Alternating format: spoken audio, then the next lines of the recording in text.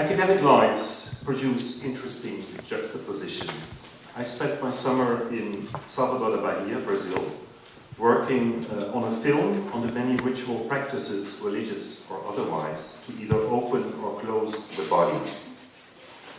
These practices reveal an understanding of bodies as being both permeable and vulnerable, and the people I spoke with are highly ambivalent as to how to evaluate this given. On the one hand, they consider an open body to be a prerequisite to establish an intimate engagement with the world, the kind of engagement that brings full knowledge or deep knowledge, as Bahrians like to say. But on the other hand, they recognize that there is a limit to how much openness a human being can handle, and thus they seek to harness the body against malevolent spirits and energies, to protect it from the gaze of others, to bar the influences of bad luck and misfortune and lethal viruses. However, as things go, I could not fully focus on my research for the film, as there was other work to be done this summer. I had to work on a special issue of Social Anthropology that is to appear in November on the reception of Bruno Latour in Anthropology. And last but not least, I had to get my thoughts together for this keynote. I guess that what I'm going to present you today bears the marks of all of these activities. Let me just give you very briefly an idea of where I'm coming from. As an anthropologist, I have been doing research in Bahia, Brazil, since 2001. My interest in this business of opening and closing the body stems from my ongoing research on mystical modes of apprehending the world, as I encounter them in Afro-Brazilian religions such as Candomblé, but also in Bahian Baroque and in the ecstasy of Bahian Carnival. I've always been impressed with the fact that many of my Bahian interlocutors are adventurous and courageous knowledge seekers. They seek access to what William James once called the blooming, buzzing confusion of being. And they do so because they are convinced that moving beyond the horizons of what is discursively known enriches their understanding of life and being. Back in the Netherlands, I've often encountered a certain academic discomfort with mystical modes of knowing. One can study mysticism as a phenomenon, but one cannot take it serious as an alternative route to knowledge, let alone embrace it as a form of knowing that might actually add something to our knowledge. Michel Certeau has beautifully described the history of this academic attitude. In fact, he argues that the invention of mysticism as a special mode of knowing helped to produce the scientific researcher. They, the mystics, seek to take in the confusion as such, to experience the blooming and buzzing, whereas we academics are in the business of bringing the confusion to order, sorting out the mess through mindful analysis, weeding the blooming, dimming the buzzing. I immediately admit that the contrast I'm making here is somewhat facile, creating a crude opposition between nerdy academics who can't do better than to distort reality into clarity, as John Law once put it, and adventurous, mystically inclined Bahians who open themselves up to the messiness of the world. I promise you that in my lecture today, I'm not going to make it that easy on myself. Rather than building my argument around some generalized, mainstream academic tendency to equate knowledge with order, I will juxtapose the knowledge-seeking of my Bahian friends with the propositions of the man whose work I was reading and studying this summer, Bruno Latour. Now clearly, Latour can hardly be accused of turning a blind eye to the messiness of being. Not unlike my Bahian friends, he seeks to keep the blooming, buzzing confusion of being center stage. And yet, for all of the rigor with which Latour seeks to open the body of thought underlying conventional research, reading Latour in Bahia taught me that there is a huge contrast between Latour's way of opening up to the world and the modes of knowing reported by my informants. This contrast, I will argue, does not so much concern the propositions as to what it takes to know reality. It concerns, if I can put it that way, the doing of this knowing. To discuss that contrast and ponder its implications is the task I will set myself to accomplish here today. So let's take a closer look at these practices of opening and closing the body. Get this thing in there. There we go. Baha'is tell each other, and their anthropologists, that an open body brings some of the best that one can experience in life, and some of the worst. In the thoroughly religious society that is Bahia, it is an open, welcoming body that allows for the arrival of the objects of one's devotion, divine spirits, orishas, caboclos, heres, eshus, the Holy Spirit. In Candomblé, for instance, the opening of the body is quite literally the cutting of the skin. Incisions are made in the body and on top of the shaven head of the initiant, to thus give the spirit full access to the body of its devotee.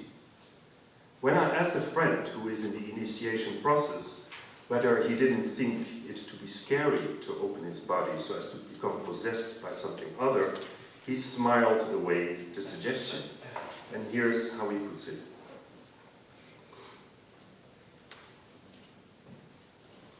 Todo mundo que está lá dentro tem esse compromisso de purificação do corpo, de fechar o corpo e de deixar você só deixa o corpo aberto quando você está lá dentro, e tem rituais mesmo dentro do candomblé que você tem que estar fechado, né? Você usa, quando você vai trabalhar para iguns, por exemplo, que são os mortos, você tem várias coisas da vestimenta que significa que o seu corpo está fechado, que fecha mesmo, que amarra, né? Então, e porque você está muito tranquilo falando de uma entidade entrando no seu corpo. Isso não é uma coisa assustadora, né? A ideia que... eu acho a coisa mais fantástica do mundo. Antes, eu sou muito cético. Então, eu não acreditava nas coisas que eu não sentisse. Então eu tinha que sentir, eu tinha que tremer, eu tinha que chorar, eu tinha que ficar paralisado, senão para mim aquilo ali não era verdadeiro. Mas eu acho a coisa mais fantástica você ter um orixá no seu corpo. Now, beyond explicit religious settings, such as the one Marcelo talks about, it is an open body that is also capable to take in the beauties of the world. I was struck by an example that my friend Adriana gave me when discussing her motives to not use headphones and to thus keep her body open. And again, I'd like her to do the talking here. E fones você usa? Uso pouco. Eu gosto muito de me ligar nos sons dos lugares, das pessoas. Às vezes eu gosto de tapar os meus ouvidos e abrir e tirar logo depois para eu perceber melhor os sons, sabe? Às vezes eu me coloco na varanda de casa e faço isso. É um momento que é muito particular.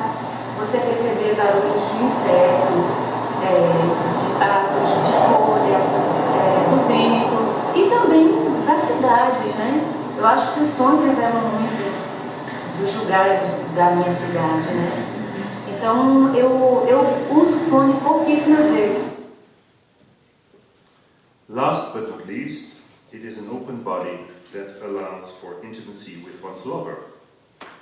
Your presence enters through the 7 holes in my head, is how singer Caetano Veloso puts it in a love song, which in Portuguese sounds a lot better than when Caetano sings it himself, even better still. So, just a snippet. A tua presença entra pelos 7 buracos da minha cabeça. A tua presença. Okay. made it clear to me that this permeable, receptive body is a vulnerable body and in need of constant protection. The open body is accessible to demons, to the danger of witchcraft, or to the harm that the evil eye and other energies may inflict. In candomblé circles, where openness to otherness is cultivated in the form of possession, stories abound about people having gone mad or committing suicide for having failed to protect themselves adequately. And in love stories, one's openness to the other easily brings pain and despair, urging one to close one's body, as in Billie Holiday's "I'm going to lock my heart and throw away the key." There's a sheer endless repertoire of Bahian practices to close one's body. People wear talismans or scapulars or contra egun bracelets. They call in the help of the many armor-plated saints one finds on Bahian altars. They insert a minusculous golden image of Saint Anthony under their skin. They call for a rezadeira, a woman who has the gift to close one's body. Or they wear simply a t-shirt with a prayer to Saint George printed on it, which again is a prayer that helps you to close your body. Other practices to close one's body are probably more familiar to us. Adriana already mentioned how headphones close the body. And here's Alex talking about the way he uses his sunglasses.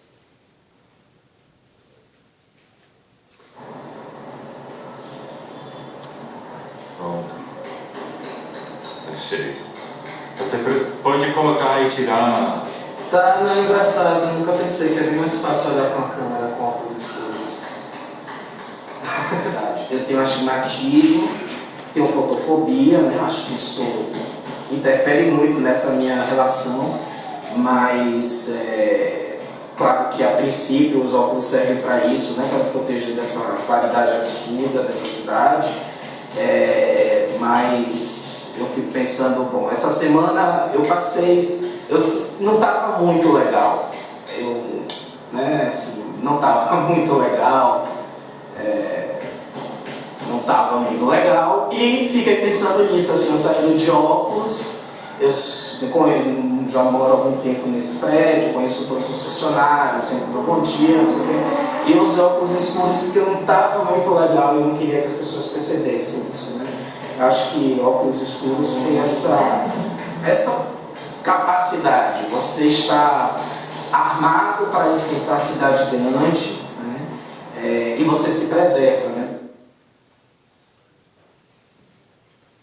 The thing that struck me most in the way people talked about the opening and closing of their bodies is that these practices are never-ending balancing acts. Far from armor-plating themselves against the danger of an open body, they seek to reach a livable degree of vulnerability. They are willing to take a risk. Seeking to avoid the worst, they also seek to keep themselves open to the best that life can bring.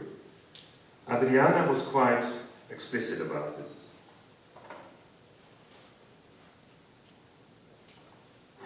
Esse fechar um pouco para mim, ele é um tanto quanto paradoxal. Eu faço um ritual num terreiro de candomblé para fechar o meu corpo, com certeza eu não estou fechando só o meu corpo físico. Isso faz com que a minha relação, que a relação que o meu corpo físico tem com o mundo seja mais solta. Porque de alguma forma eu já sei que eu estou gozando de alguma proteção. Se eu estou gozando de alguma proteção, eu não preciso ser tão cautelosa com o mundo nem com as pessoas. Então eu acho isso fantástico, né? Na verdade, você fecha e abre, né? Você fecha algo para que nem tudo te acesse, mas isso faz com que você se solte mais.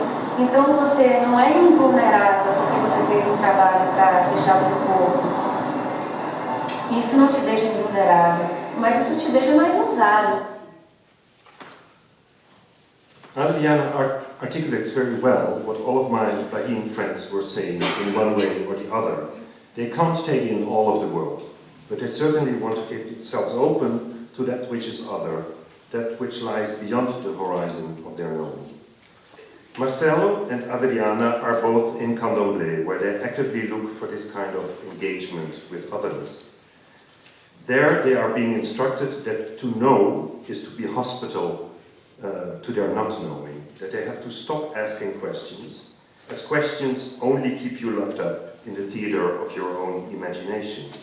They are being instructed to give up on being the author of the world, to thus open the possibility to let themselves be written by the world.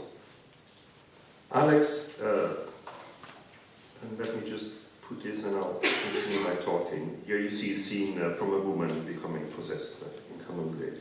Alex is not in Candomblé. In fact, he declared himself to be an atheist. But then he added, I am an atheist who is capable to see miracles. So he too wants to sensitize himself to all that is being shut out in the process of trying to make sense of things, to replenish his consciousness with all that he is not being conscious of, to see wonders and miracles.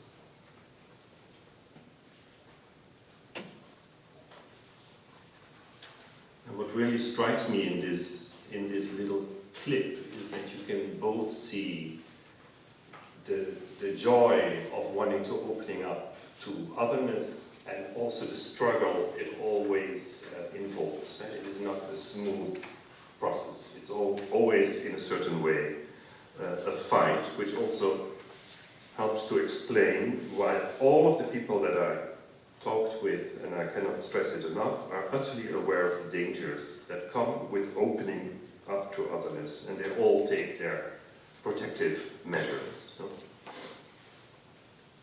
my notes, as preliminary as they are on these practices of opening and closing the body, resonate well with the work of Bruno Latour that I had to read this summer. Mind you, I'm not going to give you an in-depth analysis of his work here. My modest aim is ethnographical. I'm going to give you a description of my readings of Latour in the particular circumstances of making a film on Bahian practices of opening and closing the body. As stated, I was struck just how much Latour's philosophy is permeated with the attempt to open up received ways of knowing in the social sciences. His radical revisions of what a science of the social could be are one sustained effort to crack open the black boxes of sociological and philosophical inquiries.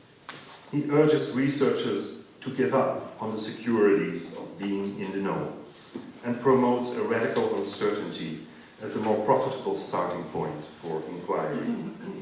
Likewise, the concepts he introduces are first and foremost crowbars, tools that were devised to keep openness at a maximum so as to enable the researcher to witness how realities come into being.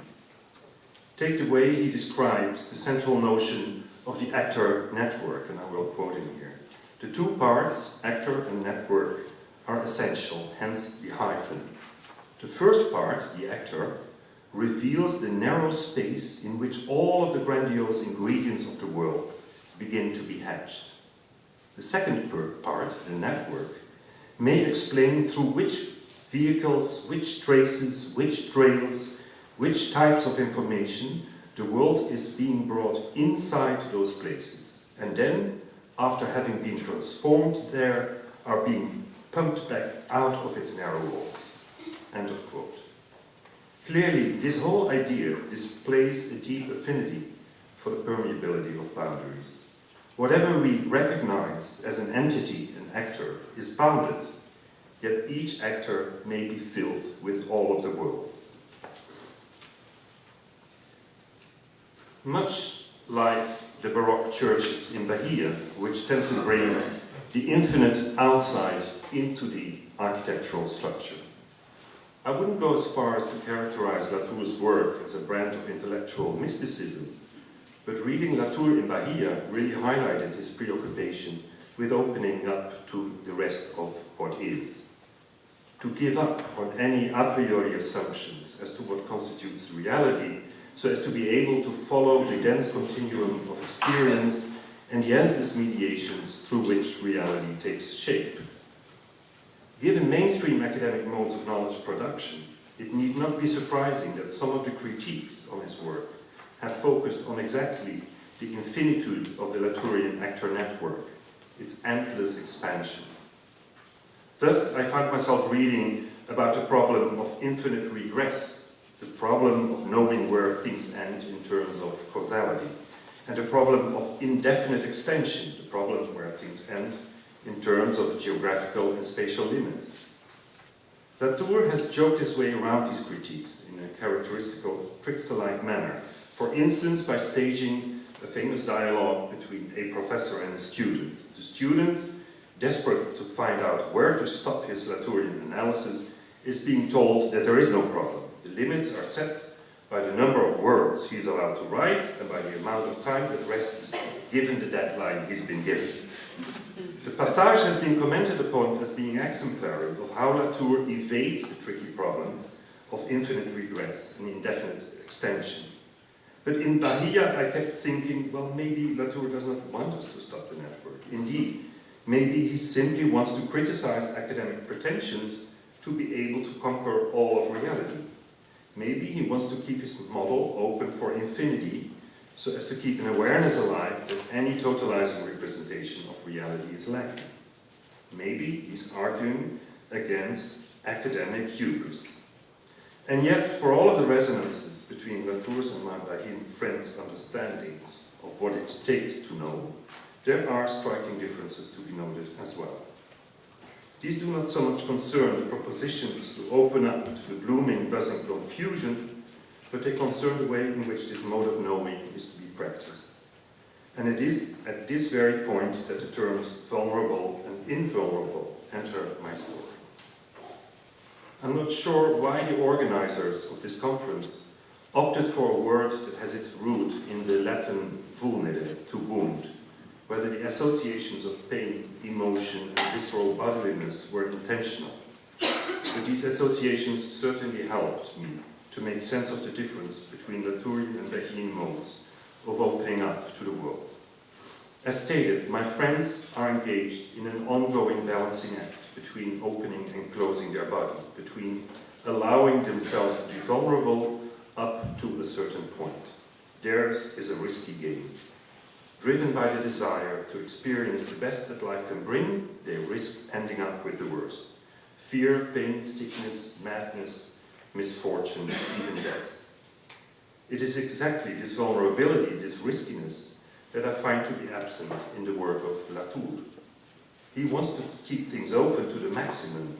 Time and again, he exhorts researchers to open up and to open up more. He shows little patience for balancing acts. Typically, closure is the weakness, the flaw of the moderns, or the petit concern of his critics. He can take up this radical attitude, I realized, in the Bahian setting, because with Latour, the act of opening up contains little risk. The reader who follows Latour to that spectacular vantage point from where one can see how being unfolds may lose some certainties along the way, but not his sanity. This then is the odd thing with my reading of Latour. It is not that I do not subscribe to his take on the way realities come into being and unfold. I pretty much do. But I have difficulties identifying with a perspective that is so oblivious to the dimension of danger, of vulnerability, of risk and fear that my interlocutors kept referring to.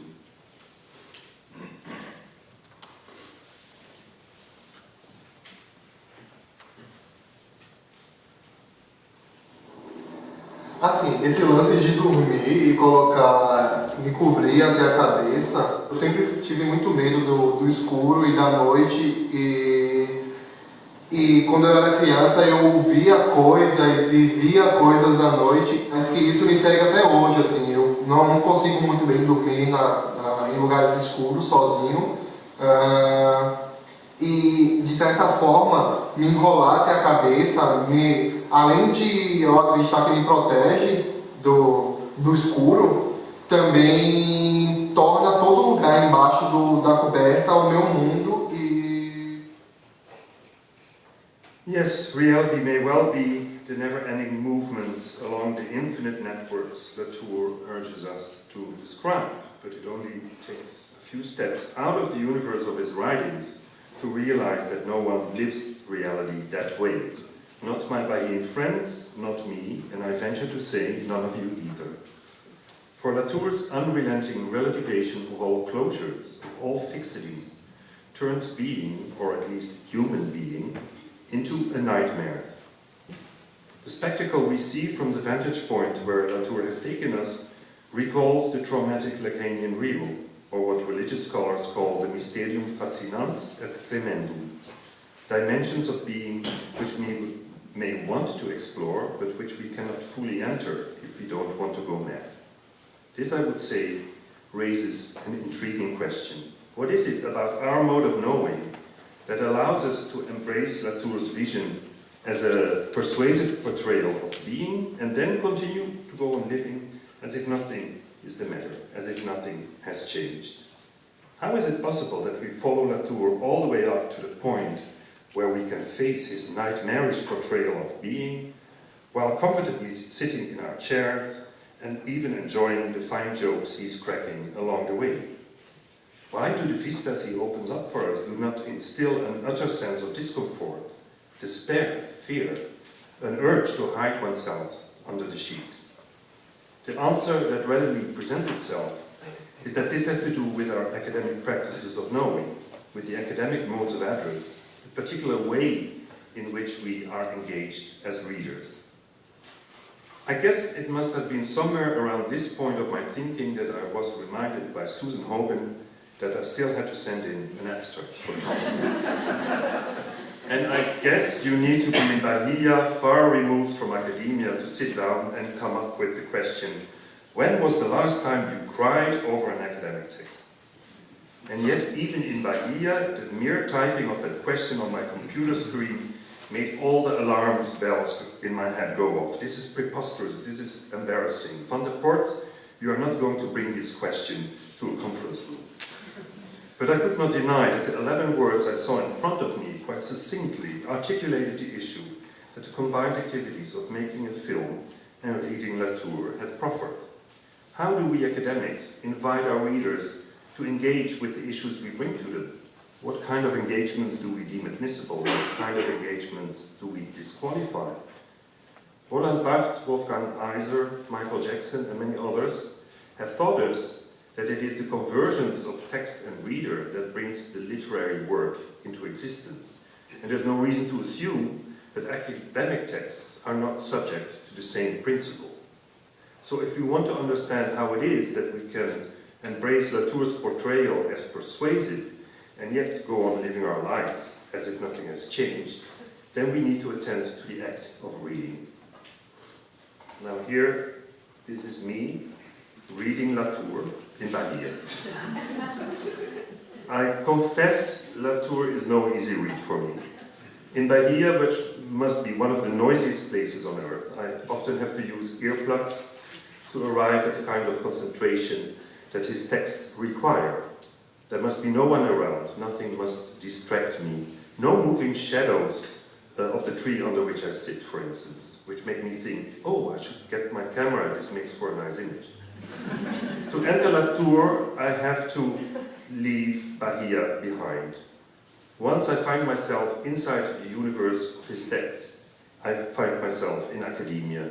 From the footnotes to the references, from the witty little jokes, to the layout of the printed text, from my underlining of sentences to the turning of the pages, the practice of reading Latour brings me back to familiar terrain. Nothing is ever really strange or other in this world, nowhere close to the baffling, open-ended strangeness of a possession ceremony in a Candomblé temple, for instance. Nothing is strange because in the world in which I sojourn when reading Bruno Latour, the comforting signs of a secure and familiar world are always in sight. Year, page number, footnote, heading, subheading. Stretches of text may be opaque or impenetrable, but they are never nightmarish. Insights may be brilliant, they are never devastating. This capacity of the text to keep me in the academic comfort zone is reinforced by the mind work I have to perform reading Latour. As an anthropologist with no thorough philosophical training, I have no choice but to mobilize all my intellectual capacities so as to stay attuned to the development of the argument, to follow the author along, sentence by sentence, paragraph by paragraph, chapter by chapter. Reading Latour, I'm all head, as the expression goes. All of my consciousness is up there under my skull, trying to process the abstractions to make something out of the complicated twists of arguments. Wherever Latour is taking me on the level of ideas, at this level, the level of reading, I'm deeply in academia, tied to its conventions of world-making, my body, emotions and affects numbed, all head. And then there is the particular pleasure economy of this universe. The rewards that keep me going are the moments where I sense that I've grasped the argument. Aha, so this is what he wants to argue. These moments allow for a blessed sense of mastery, of being in control. Even where Latour is arguing against the possibility of such mastery, the act of reading rewards me with exactly that sense of seizing it, of holding it firm, that the verb to grasp connotes. Got it. Sure, I get lost every now and then, but I've learned that if only I read on, there'll be that moment of regaining control again. So what kind of an engagement is this? I'd say the Latourian text takes me out of the world and locks me up in the familiar world of academia. It keeps me in my head.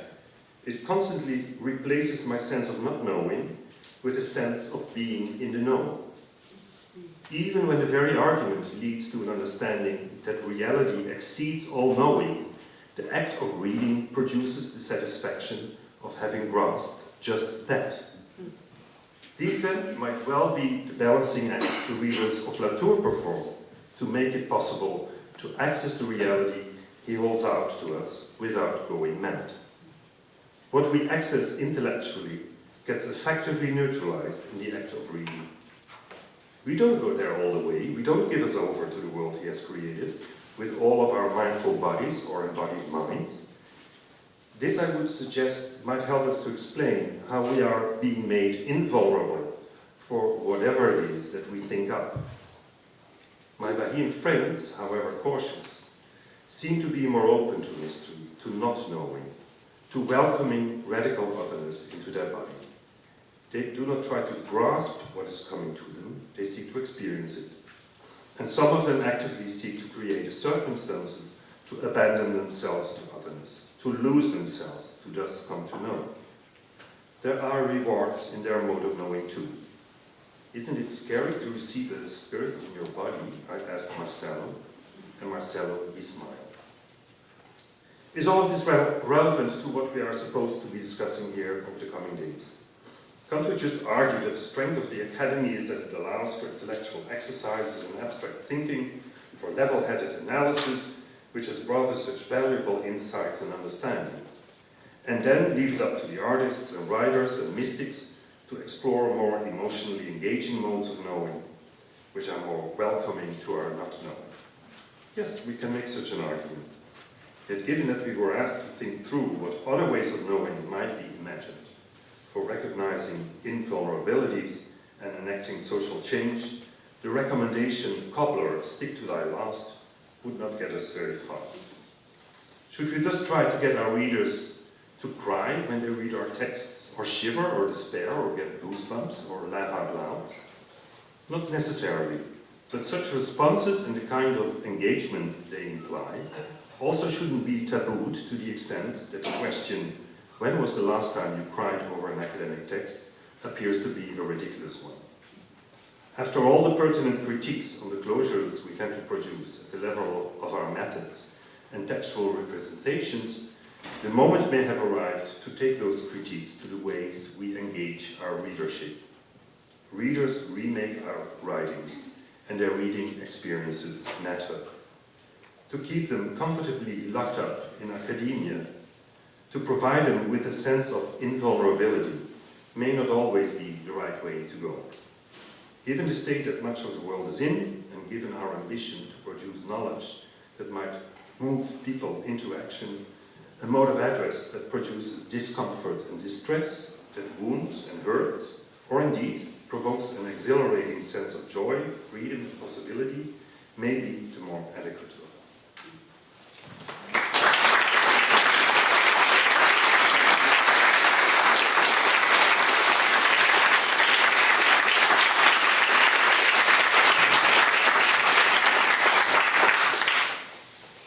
Are you happy to stay there? Sure. A few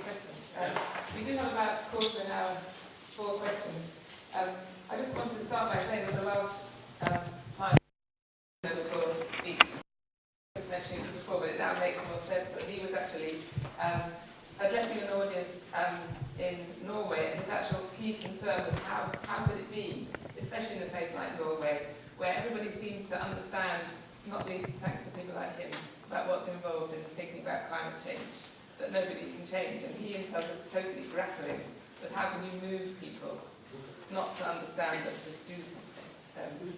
It's quite an interesting question, which is concerning him, so it'll be interesting to see how he responds to your piece, but also interesting to see how the audience responds to any questions we have about it for now.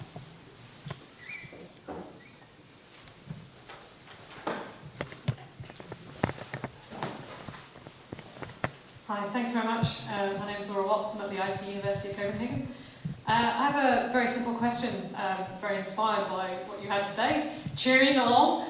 I was thinking that the kinds of writing you're talking about, the kinds of academic writing that affects people, has been written for a long time, 30 years, 40 years, whether it's ethnographic kinds of poetry, whether it's, obviously there's kind of video forms, long since before even writing culture, it seems there's been a whole genre, certainly of ethnographic writing and even SDS. So given that this writing is, I think, being done, how do you feel that the resistance continues, given that there's also lots of people such as yourself saying we should be doing this, there needs to be more of it, and yet, as we know, actually there's a whole load of very specific reasons why that writing is often, making academics feel uncomfortable is something that's often taken to be the thing to talk about. And there's lots of resistance to that, lots of issues around kind of truth-making practices, lack of trust, and audience feeling betrayal. This is not what I was expecting. So I was wondering if you could say a little bit about the fact that what you're talking about has been going on for so long, and yet